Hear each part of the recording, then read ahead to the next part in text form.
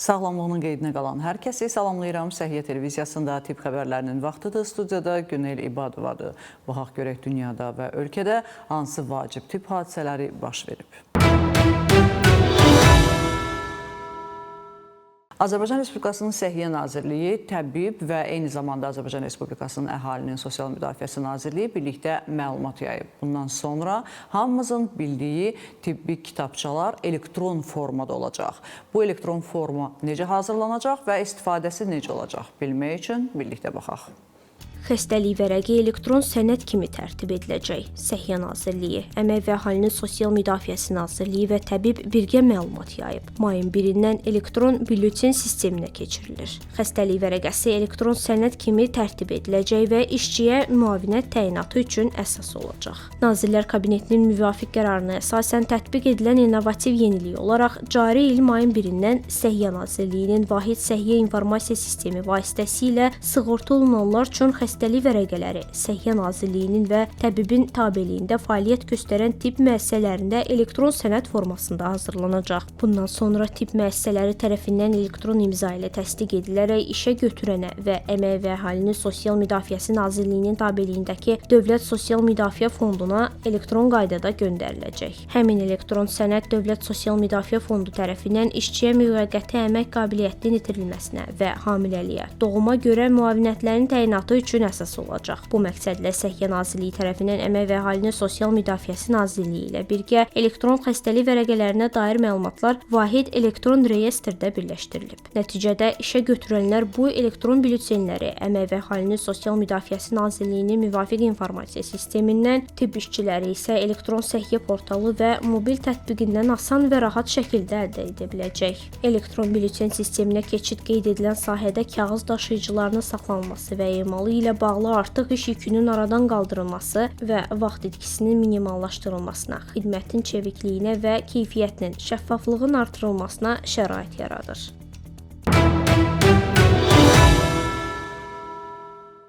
Ölkəmizdə ikinci beynəlxalq elmi praktik simpozium keçirilib. Simpoziumun qonaqları haqqında və ümumiyyətlə hansı müzakirələr olunub, bu barədə detallı süjetimizdə biləcəksiniz. Bakıda ikinci beynəlxalq elmi praktik simpozium keçirilib. The Ritz-Carlton otelində keçirilən tədbir xroniki xəstəliklərin diaqnostika və müalicəsinə müasir yanaşma mövzusuna həsr olunub.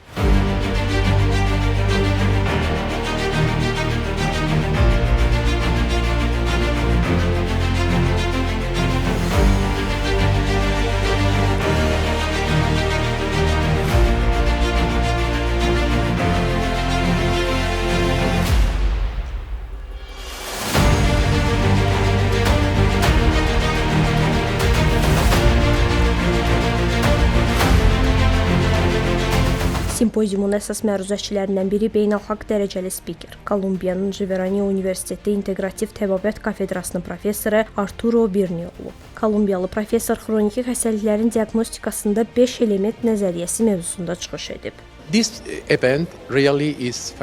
Bu tədbir həqiqətən də möhtəşəmdir, çünki həkimlərin çoxu tibbdə yeni yanaşma axtarır. Artıq söhbət yalnız xəstəliyin deyil, xəstənin müalicəsindən gedir. Biz bu böyük dəyişikliyi etməliyik, çünki problem təkcə ayrı-ayrı orqanlarda deyil, bütövlükdə orqanizmdədir. Problem həm də həyat tərzində, ətraf mühitdə və nəzərə alınmalı olan bir çox digər amillərdədir. Əgər biz həqiqətən xəstələri sağaltmaq yolundayıqsa, bütün bunları nəzərə almalıyıq. Nəzərə alaq ki, adətən bir çox tibbi konqreslərdə biz daim xəstəliklərdən danışırıq. Sağlamlıqla bağlı problemlərdən bəhs edirik. Əlbəttə, bu çox vacibdir, amma biz xəstəliyin qarşısını necə ala bilərik sualı üzərində düşünsək, bu daha yaxşı və faydalı olar. Dünyanın hər yerində səhiyyə sistemləri maliyyə baxımından çətin vəziyyətdədir. Çünki xroniki xəstələrin müalicəsi çox baha başa gəlir. Biz müalicə metodunu dəyişməli,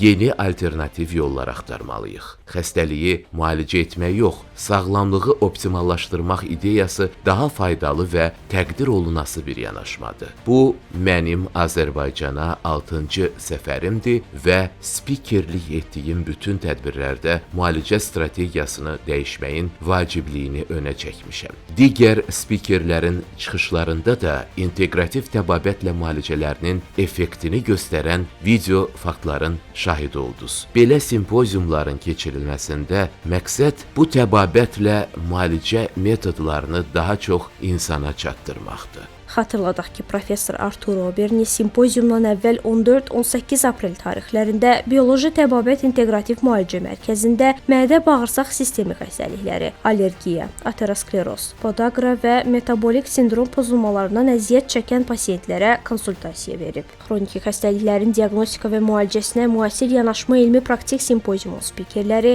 tibb elmləri doktoru professor Fikriyə İbrahimli, tibb elmləri doktoru, Azərbaycan Tibb Universitetinin Mama-Ginekologiya Kafedrasının professoru Natəvan Axundova, Bioloji Təbabət İnteqrativ Müalicə Mərkəzinin həkimləri terapevt Arzu Musayeva, gastroenteroloq Arzu Quliyeva, uzman pediatr Lalə Nəsirova da məruzələrində inteqrativ tibbi sağlamlıqla bağlı yeni müalicə metodlarından bəhs edib və praktik təcrübələrini paylaşıblar. 200-dən çox yerli həkimin iştirakı ilə həyata keçirilən ikinci beynəlxalq elmi praktik simpoziumda həkimlərə 7 davamlı tibbi təhsil balı və sertifikat verilib.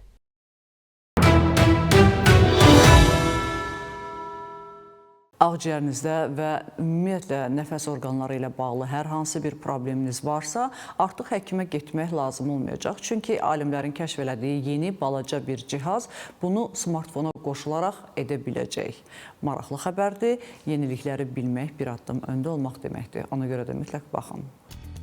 Nəfəs üçün yeni cihaz, nəfəs alma izləyicisi ağciyər xəstəliyini aşkar etməyə kömək eləyir. Yeni taxıla bilən tənəffüs monitorinq cihazı ağciyər xəstəliklərin diaqnozunu əhəmiyyətli dərəcədə yaxşılaşdıra bilər. Yalnız qısa müddət ərzində istifadə edilən stetoskopdan fərqli olaraq yeni ağciyər səsini monitorinqi cihazı xəstənin nəfəsi bir neçə gün ərzində izləməyə imkan verir. Koreya Qabaqcıl Elm və Texnologiya İnstitutunun tədqiqatçıları tərəfindən hazırlanmış cihaz cəmi bir neçə millimetr qalınlığa malikdir. Mini cihaz onurğa və çiyin bıçağı arasındakı dəriyə tətbiq olunur və tənəffüs səslərini qeyd edir. Daha sonra süni intellekt vasitəsilə təhlil edilir. Məlumat smartfona ötürülür, burada proqram əlavə emal həyata keçirilir. Cihaz sağlam insanlar, eləcə də astma və xroniki obstruktiv ağciyər xəstəliyi olan xəstələri üzərində sınaqdan keçirilib. Hırıltı və digər tənəffüs anormallıqlarını aşkar edib. Gələcəkdə alimlər bədən hərəkətlərindən fon səs küyünün filtrasiyasını təkmilləşdirməyi planlaşdırır.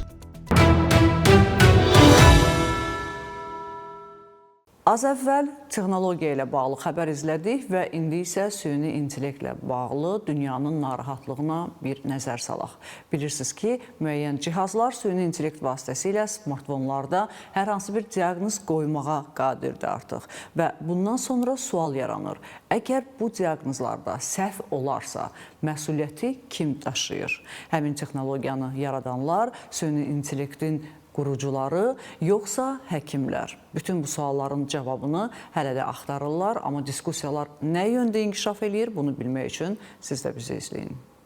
Süni intellektin tibb sahəsində elədiyi səhvlərə görə məsuliyyəti kim daşıyır? Süni intellekt texnologiyalarının tibbdə geniş şəkildə tətbiqi, bundan əlavə xəstəliklərin erkən diaqnostikası, müalicənin planlaşdırılması və effektivliyin izlənməsi sahədə inqilabi dəyişikliklərə səbəb olub. Ancaq bu texnologiyaların faydaları ilə yanaşı, xəstəyə zərər verən bir səhv edilərsə, məsuliyyəti kim daşıyacaq sualı gündəmə gəlib. Hal-hazırda bu sualın dəqiq və hüquqi cavabı yoxdur. Həkimlər səhvi süni intellekt sisteminin üzərinə ata, şirkətlər isə qərarın son olaraq həkim tərəfindən verildiyini bildirə bilər. Bu qarşılıqlı məsuliyyət ötürməsi isə hüquqi boşluq yaradır. Amerika Birləşmiş Ştatlarında bu məqsədlə sağlamlıq sığortasının portativliyi və cavabdehliyi qanunu mövcuddur. Lakin sürətlə inkişaf edən süni intellekt sistemləri üçün bu yetərli deyil. Mütəxəssislər bildirir ki, süni intellektin tibbdə istifadəsi üçün yeni hüquqi və tənzimləyici çərçivələrə ehtiyac var. Bu həm xəstənin hüquqlarını qorumalı, həm də texnologiyanın inkişafına mane olmamalıdır.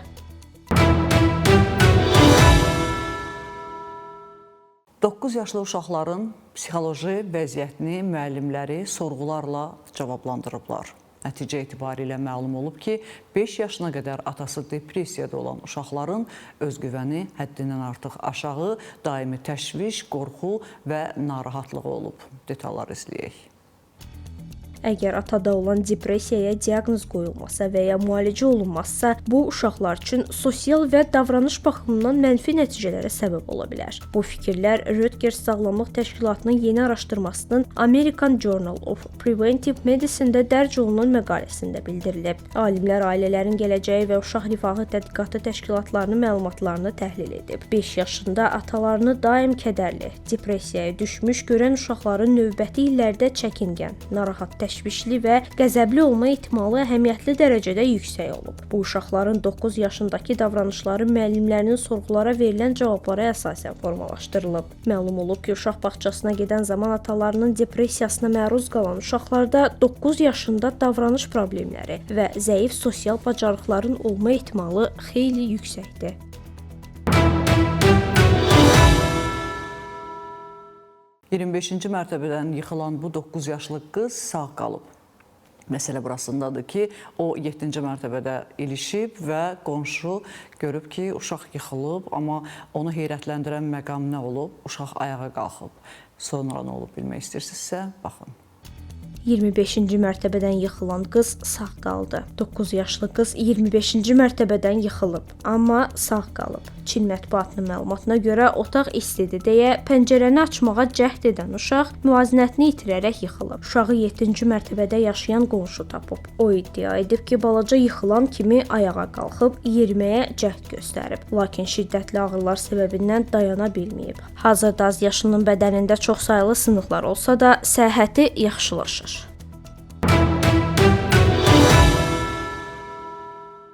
Bugün olan səhiyyə xəbərlərimiz bu qədər. Dünyada və ölkədə baş verən ən vacib tip xəbərlərini bizdən izləyin. Unutmayın, bilmək hər zaman bir addım öndə olmaq deməkdir.